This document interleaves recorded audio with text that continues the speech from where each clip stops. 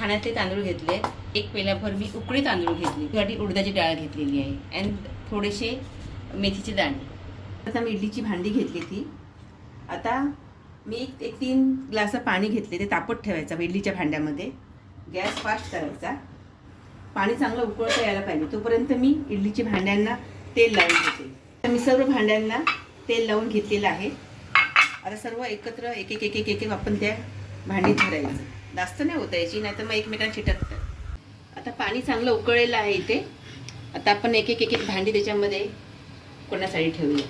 आता 10 मिनटं अशीच उकळू द्यायची, याला उघडून मध्ये बघायचं नाही. आता 10 मिनटं झालेली आहे. आता मी गॅस बंद करते. आता 10 मिनटं झालेली आहेत. आपण हे उघडू शकतो. भांड्यातून इडली हळूहळू काढून घ्यायची. चमचा वापरा किंवा सुरी वापरा. अलगद एक एक इडली काढून घ्यायची. बघा, इडली चटणी माझी तयार आहे, या खायला.